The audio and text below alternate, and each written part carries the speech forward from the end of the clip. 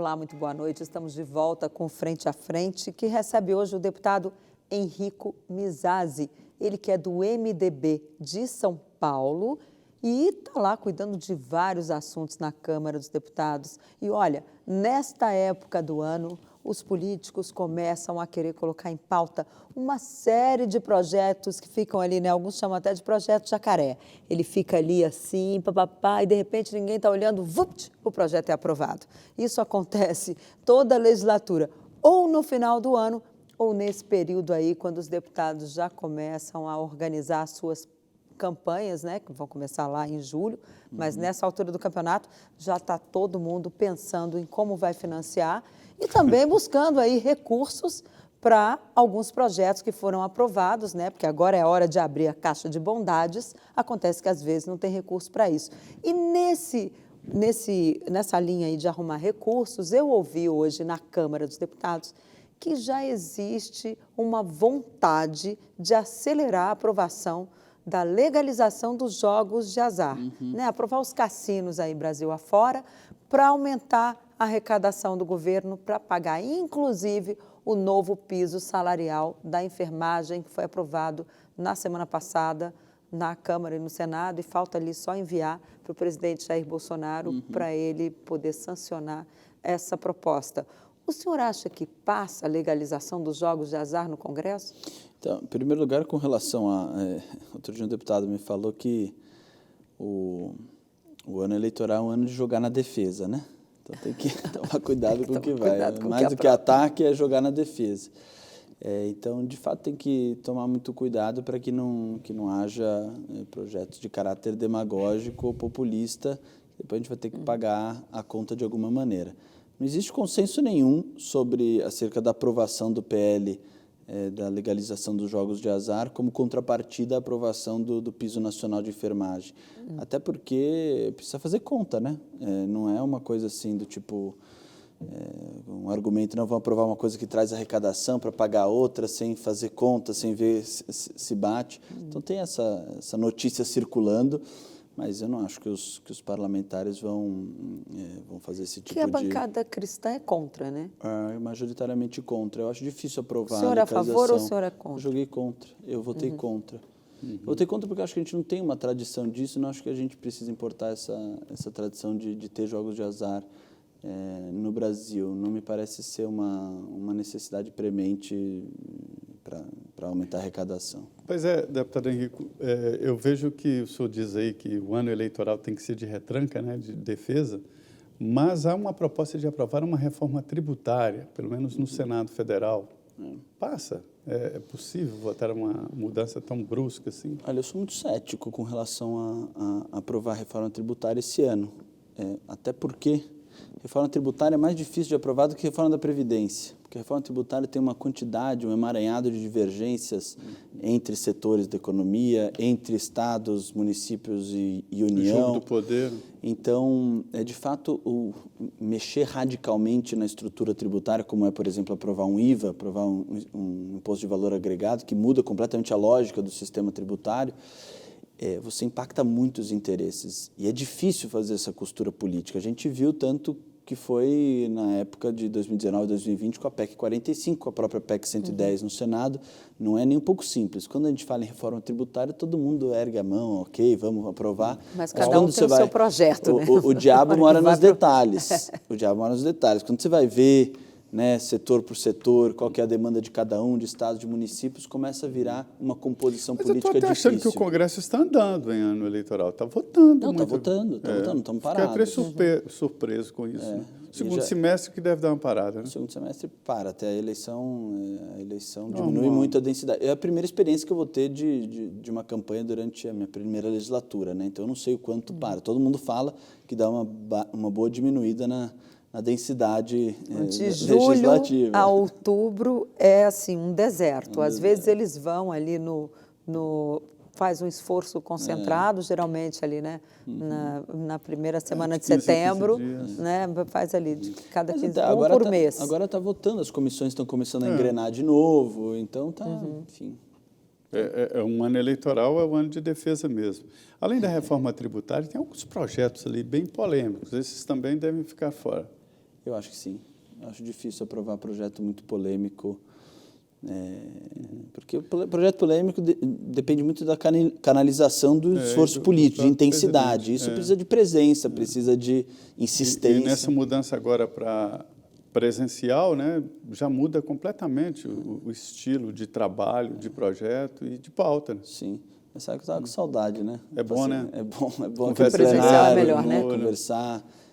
Muito Agora, da política se perde no virtual. Um assunto que vai entrar em pauta na semana que vem, conforme me disse um deputado hoje, é o projeto de decreto legislativo para sustar os reajustes das contas de luz.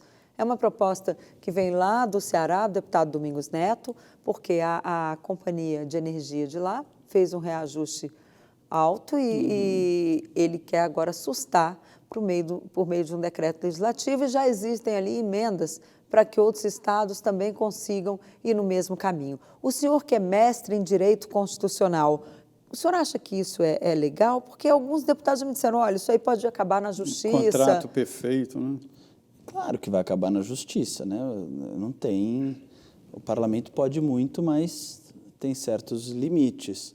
É a receita do caos o parlamento começar a querer, por decreto legislativo, sustar atos de empresas, com contratos, né? Se a gente começar a interferir em contratos em vigor com esse grau de ingerência, primeiro, eu não tenho dúvida de que vai cair na justiça e provavelmente a justiça vai dar ganho para a manutenção da regra contratual. Dos contratos. Se a gente quer... Sim, mas não é uma coisa isolada, parece uma coisa organizada, inclusive com a participação dos presidentes da Câmara e Senado. Bom, mas aí eu respondo por mim. Eu acho equivocado que o Congresso Nacional interfira em contratos em vigor, porque a nossa missão é que, com a nossa legislação ou as nossas iniciativas, nós abordemos estruturalmente os problemas dos setores econômicos do país. Não que a gente vá no varejo para estar aumentando muito o preço disso, daquilo. Pode estimular o desinvestimento. Não tenha dúvida, você aumenta brutalmente a insegurança jurídica, que nem o caso do saneamento que a gente estava falando, que o prefeito, no ano eleitoral, baixa a taxa de água, de lixo, e aí a empresa fica a ver navios, fica enfim, sem receber. Isso aumenta o famigerado custo do Brasil, aumenta a insegurança jurídica, desincentiva investimentos, desincentiva empresas no Brasil. E que há uma cultura que tudo que passa para a iniciativa privada melhora, e não é bem assim, né? Ônibus, por exemplo, que eu acho um dos piores serviços do Brasil, ônibus. O segundo é voos, né? O primeiro é ônibus. Nós andamos em carros, em carroceria de caminhão, com suspensão de caminhão, e que colocam uma armadura de ônibus em cima e pronto, né? Um desacerto de horários, enfim, é um exemplo, ônibus, né? E exatamente sobre essa história de privatização do setor elétrico, do saneamento e tal, isso não é certeza de que vai melhorar.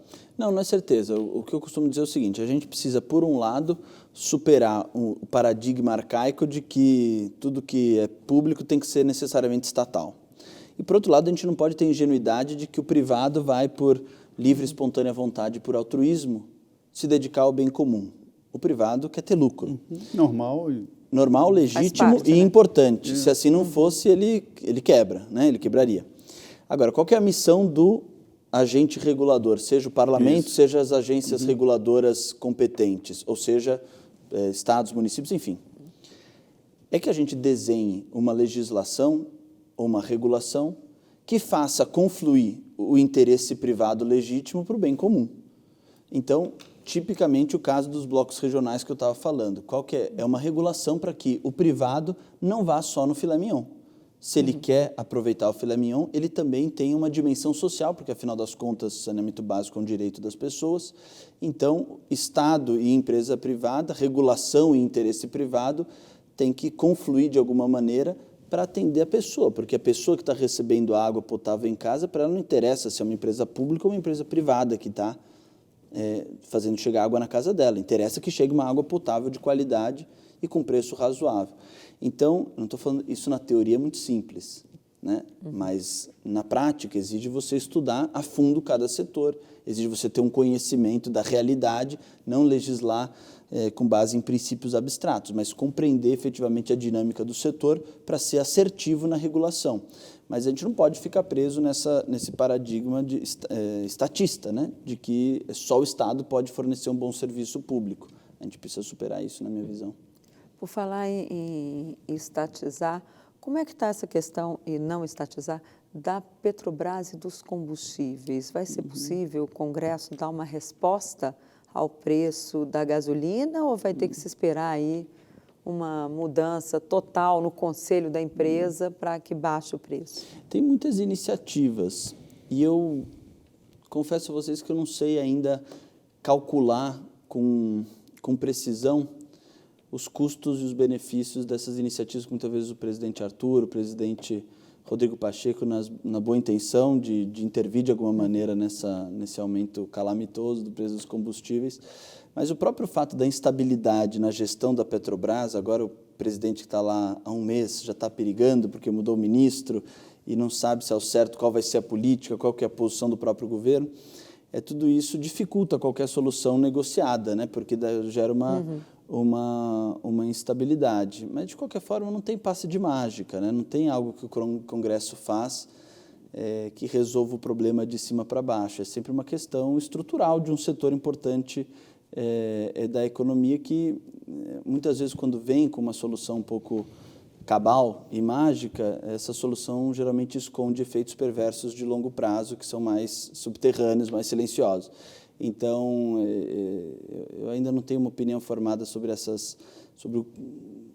análise de custo-benefício que tem que ser feito para qualquer proposta nossa para a questão dos combustíveis no Brasil.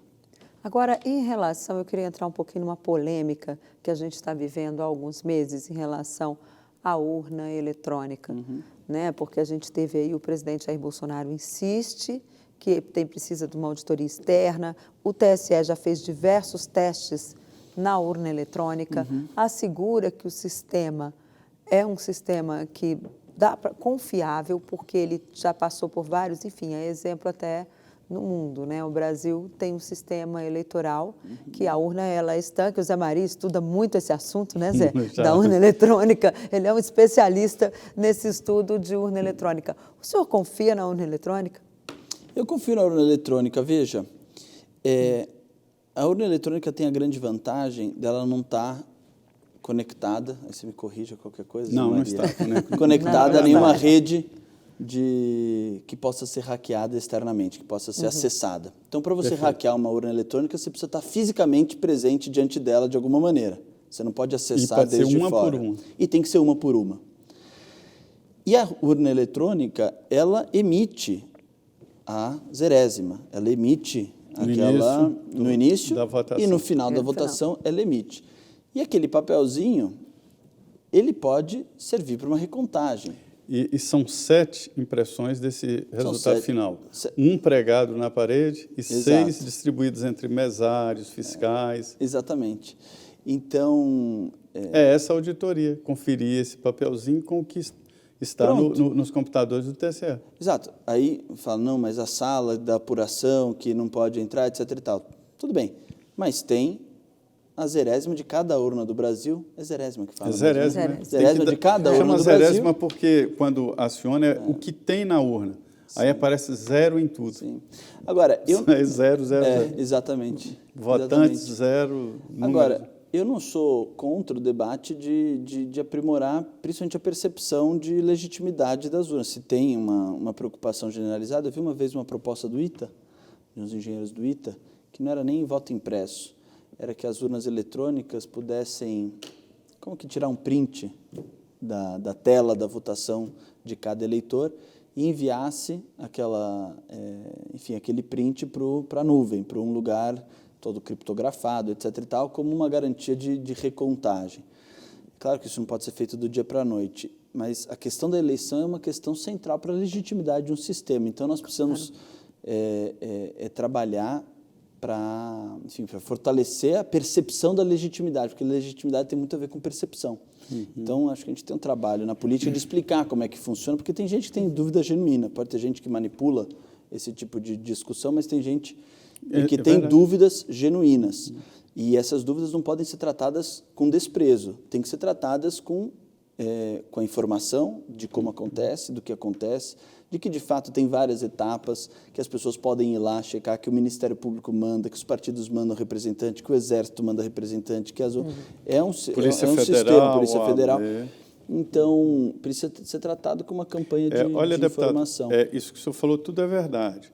Hoje existe uma tecnologia na área de informática que permite dizer com certeza que um programa não pode ser modificado, que é o caso do programa Fonte das Urnas, né? Mas existe essa desconfiança. E uma eleição só é legítima se convencer os eleitores, os vencidos e os vencedores, né? E a Alemanha chegou a essa conclusão de que é possível fazer uma eleição eletrônica, e eu já defendo até pelo celular, né? Porque já existe tecnologia que permite isso. O senhor vota pelo celular na Câmara dos Deputados, né? E a Alemanha chegou à conclusão que é preciso convencer a todos, daí o voto impresso, que como o senhor disse, não pode ser desprezado. Fora esse debate, transmite milhões de reais através de PIX, e as criptomoedas são críveis, valem uma nota, aí significa que a força desse sistema. Mas é que a Constituição fala em escrutínio público. E aí não pode ser eletrônico, o escrutínio público é o voto materializado. Então, esse debate sobre a segurança da urna se perde diante desta exigência constitucional, né? Não, mas o escrutínio público necessariamente é voto impresso, por quê? Dá a impressão, a interpretação. Escrutínio público é contar o voto publicamente, alguns entendem. Mas o que seria contar publicamente? Contar o voto materializado no papel, enfim, ou desenhado. Em pleno século XXI. É uma questão de semântica, de fato. Então, né? é disso que eu estou falando, de convencimento. Você tirar a obrigação jurídica de ter voto impresso do termo escrutínio público me parece uma coisa um pouco heterodoxa. O senhor acha que escrutínio público pode ser como é hoje, né? Através do resultado de cada urna? Eu acho, com a garantia de que cada urna emite o seu boletim, e esse boletim, de alguma maneira, possa servir para uma conferência do cálculo eletrônico da totalidade dos votos. Até porque não dá para entender, né? Uma pessoa foi eleita várias vezes. O caso do presidente Jair Bolsonaro, por exemplo. Ele foi eleito várias vezes pelo sistema eletrônico. Agora que ele é candidato à reeleição, está em desvantagem nas pesquisas, ele vem reclamar desse sistema? Tem alguma coisa errada nessa reclamação, né? O senhor não acha que tem alguma coisa errada? Eu acho que a forma como o presidente Bolsonaro conduziu essa discussão inviabilizou um debate sereno sobre o assunto. Tanto é verdade que, na legislatura passada, o voto impresso foi aprovado por 400 e tantos votos, como um projeto de lei. Não sei se você se recorda. Foi. A esquerda inteira votou a favor, o PDT votou a favor, é uma bandeira clássica do Dr. Brizola. Antiga do PDT. Então, só que quando você condiciona a legitimidade da eleição ao voto impresso, aí você colocou a discussão em outros termos. Falasse que a eleição é uma coisa, você discutir mais segurança, mais etapas de conferência, mais possibilidade de auditoria, ou até a impressão individual dos votos, a recontagem pública, tudo isso é defensável. Mas não, me parece que é cruzar uma barreira que foi cruzada, o fato de você condicionar a legitimidade do resultado ao voto impresso. E aí, quando foi isso, aí me parece que desorganizou o próprio debate dentro da Câmara, porque aí virou um plebiscito acerca da posição do presidente, não uma discussão efetivamente centrada numa maior segurança das urnas. Perfeito, esse é um assunto bom que vai render muito debate ainda, mas o voto será através das urnas eletrônicas e o TSE não abre mão disso. Qualquer apelação vai para o TSE e depois para o Supremo, que já tem ideia formada. Nós vamos agora ao intervalo. Em 2 minutos estaremos de volta aqui no Frente a Frente.